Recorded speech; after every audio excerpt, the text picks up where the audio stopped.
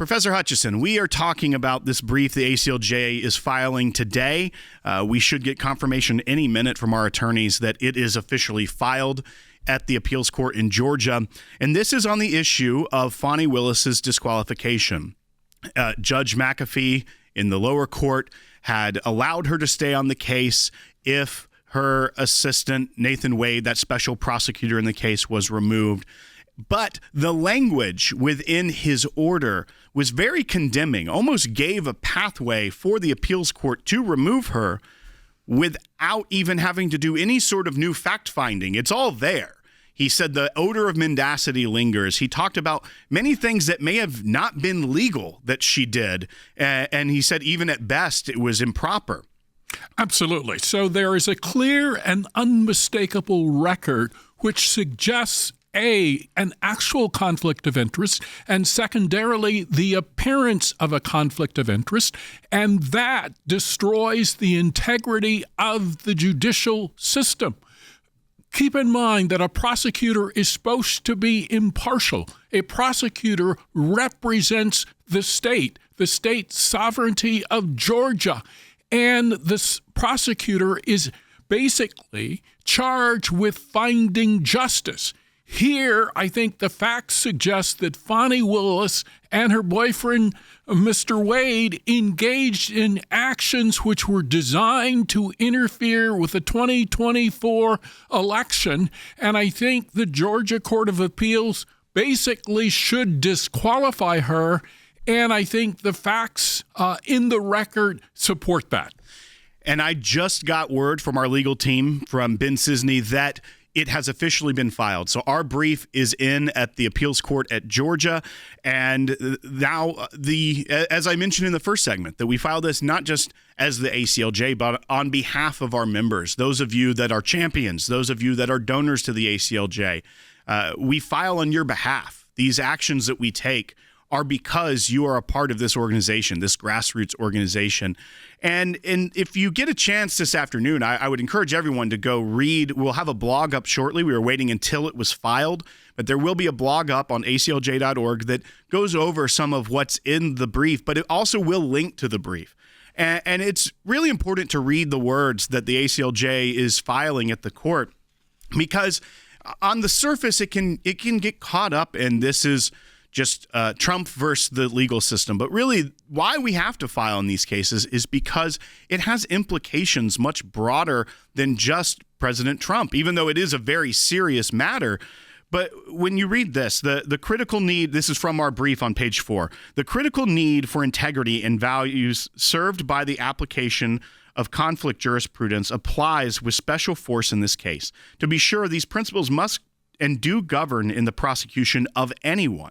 Justice, after all, is supposed to be blind, but they apply at least as strongly, if not more so, in the prosecution of a national candidate in an election year. And then we go on to say, the bad choices, prejudices, and personal political motivations of Fulton County's district attorney and the Georgia judiciary's response thereto impact the entire nation. The integrity of Georgia's criminal justice system, implicating its prosecutors and its courts, is at stake. When we talk about a time where you see the left attacking the Supreme Court, trying to discredit it, and other courts throughout the nation, labeling a judge in Georgia as a Trump judge, these phrases, this terminology, the way they try to spin the judicial system, causes there to be a lessening of confidence within the American people that justice will be served. And to some degree, you can understand why some people may think that justice isn't served in many cases in this country. But we at the ACLJ want to preserve that. We want to strengthen the integrity of our judicial system because the rule of law is so paramount in our country. What do you think, though, about those national implications of this case in Georgia? Well, I think the national implications are paramount. And I think if you look at the Georgia case, what we find is corruption. We find a lack of integrity, and we find an attempt, in my view, by Fani Willis to destroy the judicial system. So the ACLJ has filed in this case in order to preserve the integrity of the judicial system. And I think it's very, very important Why? Because there is this conflict which the trial court essentially found. And I think if you go back and you look at the evidence, you look at the testimony of Fani Willis, you look at the testimony of Mr. Wade, basically Mr. Wade profited from this prosecution, and Fani Willis profited both personally and arguably financially from this prosecution. And thirdly, let me point out that Fani Willis, there's evidence on the record suggesting that she spent time in the White House. And so I think if you put all of these facts together, basically the American people should not trust this particular prosecution, and they should see it as additional evidence of an attempt by the Democrats to interfere with the 2024 election like they interfered with the 2016 election and the 2020 election with the Hunter Biden laptop fake story, which basically was signed off by 51 so-called security intelligence officials. And we now know that that letter was essentially a lie. And so I think at the end of the day, if you look at this particular case, the Fani Willis case, the odor of mendacity, the odor of corruption, the odor of a conflict of interest, it's all there. And as we point out in our brief, the conflict of interest just has to be an appearance of a conflict of interest because it is so critical that the people be able to trust that justice will be impartial.